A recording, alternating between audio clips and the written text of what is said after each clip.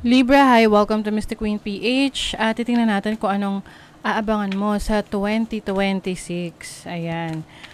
So, malapit na rin naman na yung 2026. Excited ba kayo sa 2026? So, if you're interested in private readings, meron tayong 50% discount sa mga tarot reading services. So, i-check nyo na lang yung link sa description at sa pinned comment. Kung gusto niyo mag-book for a private reading, and please like, share, subscribe, at comment na rin kayo kung kayo naka-resonate. Paalala lang, ang reading na to ay general reading, sa maaari kayo makarelate, maaring hindi. Just take what resonates.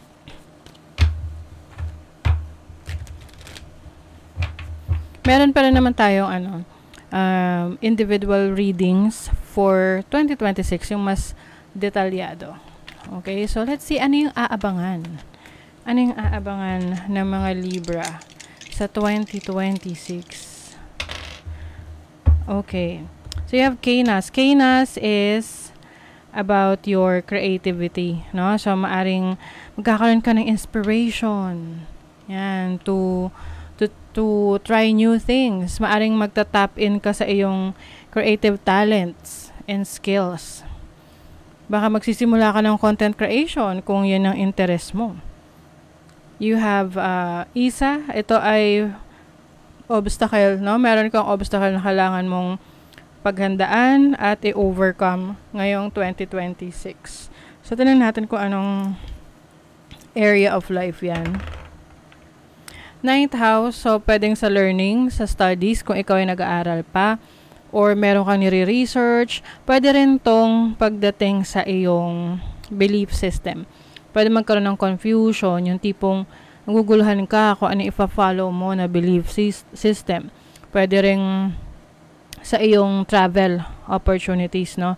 Na maaring meron kang pupuntahan na ibang bansa or ibang lugar, tapos magkaroon lang ng konting aberya or ma-delay or ma-reschedule. Pero it doesn't mean na hindi matutuloy. It only means na may-aring maka-experience ka ng challenges pagdating dyan. So, keep your cool. Kumbaga, huwag mong idaan sa init ng ulo. Kasi may mga bagay na hindi natin talaga kontrolado. And then, you also have, this is Inghwas. So, Inghwas is about your inner growth, pag-unlad, no, ng iyong sarili. So, maaring meron kang dinidevelop sa sarili mo. Dinidevelop mo ang iyong talino, galing. Earth energy to eh. So, I think you're also aligning yourself sa iyong sensuality or yung sexuality for some of you. Yung nagpapakototoo ka sa sarili mo. Oo. Na ngayong 2026, hindi ka na yung people pleaser. Kumbaga, you will follow whatever you want, na hindi mo kailangan ng approval or acceptance ng ibang tao. For as long as mahal mo yung sarili mo, tanggap mo yung sarili mo, so okay ka na dun. Let's see what else. Libra.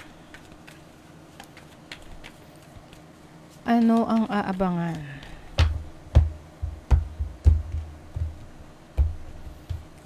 Overall energy, challenge, opportunity, blessing.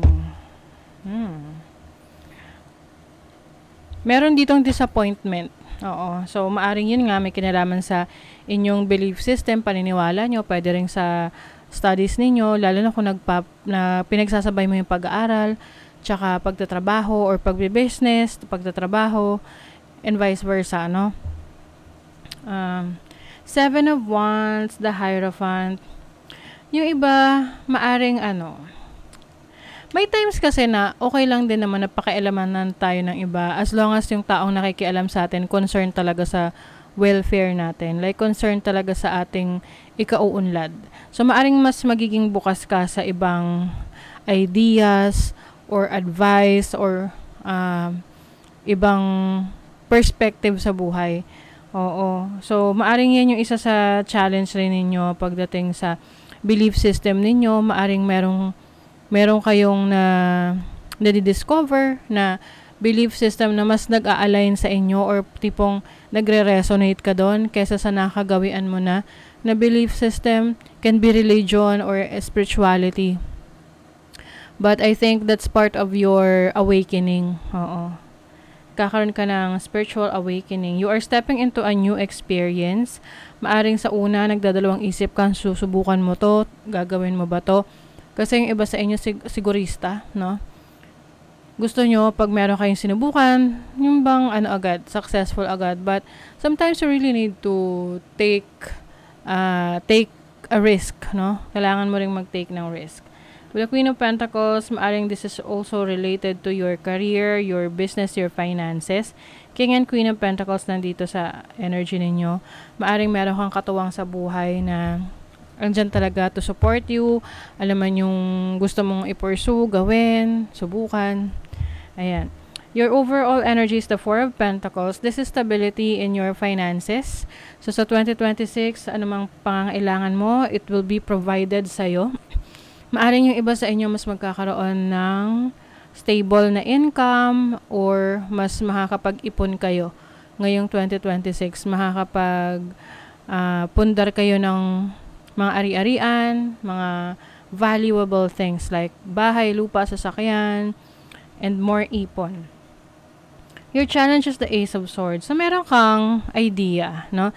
Meron kang idea ngayong 2026 na maaring i-dismiss mo. Yung tipong hindi mo papansinin. Pero sa totoo lang, itong idea na to ay pwedeng magbigay ng malaking pagbabago sa buhay mo ngayong 2026. So, pay attention sa mga creative ideas mo kasi maaring ito talaga yung turning point mo in becoming a better version of yourself. With the Three of Swords as your opportunity, meron ditong heartbreak na magbibigay sa'yo ng opportunity to heal and know para malaman kung ano yung intention ng isang tao sa inyo. Kasi, mas okay na yung malaman mo yung totoong intention kahit na masasaktan ka. 'Di ba? Mas okay na masaktan ka sa una, no? But kaysa naman yung bang kala mo walang problema pero pala itong person na to ay maraming kalokohan or panlolokong ginagawa or hindi siya talaga totoo sa'yo. The moon is your emotions, your instinct. So maaring this is your blessing. Yung iyong blessing ngayon is yung malakas na paniniwala or pananampalataya sa anumang belief system na ifa-follow mo. And then also your instinct, your intuition is going to guide you. Iga-guide ka niyan doon sa direksyon na mas makakabuti para sa'yo. And also, there's a blessing of revelation. Yung revelation na yon, like what I mentioned sa inyo kanina, ipapakita rito kung sino ang totoo sa'yo, sino yung hindi, sino yung nagpapakitang tao lang. 'Di ba? And the moon is also the energy of your mother. So, kung meron man kayong andyan pa yung mother ninyo, magiging blessing siya sa'yo in a different way. So, pwedeng meron siyang idea na ibibigay sa'yo at doon ka magsisimula na paunlarin yung sarili mo. Or, itong person na to, like your mother, is going to help you to carry all the burdens or someone na magsusupport sa'yo. Okay? So, ano rin to? Dreams. So, some of you, meron kayong dreams na matutupad ngayong 2026. In what area of life yung dreams na yun?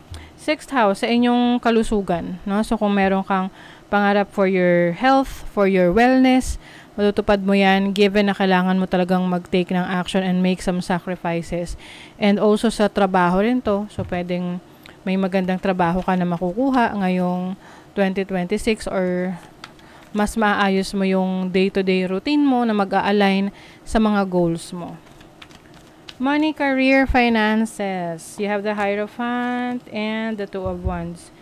So, Hierophant is about like an authority sa buhay mo. So, pwedeng merong option ka na ma-promote or lumipat ng trabaho. May ibang option sa'yo for other sources of income.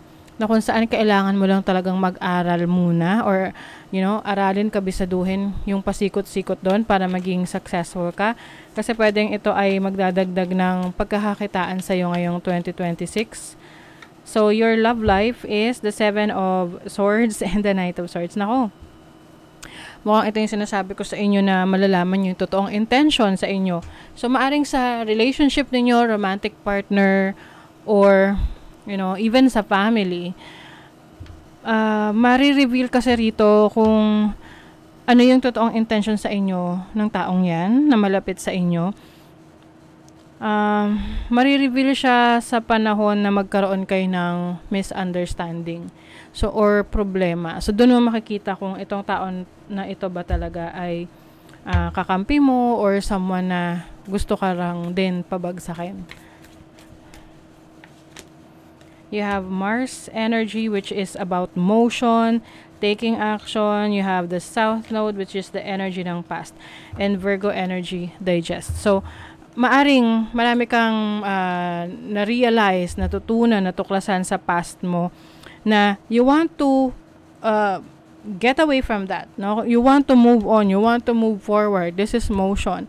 Past energy, digestion. Or tipong inaalam mo kung ano yung pinanggalingan ng problema ng past. And you want to move past that past. Gusto mong maka-recover sa past na yan. You are definitely taking a risk. Meron kang, maaring this is a new experience, new opportunity, may susubukan ka. And I think ito ay hindi mo gagawin ng mag-isa ka lang. Meron kang kasama rito, someone na naggagabay sa'yo, someone na nagsusupport sa'yo para maisa ko to paran mo.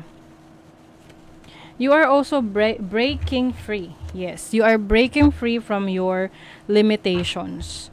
Kung nasa sitwasyon ka na nalilimitahan ka, parang feeling mo hindi ka makakakilos, hindi mo magawa yung gusto mo, you are breaking free from that.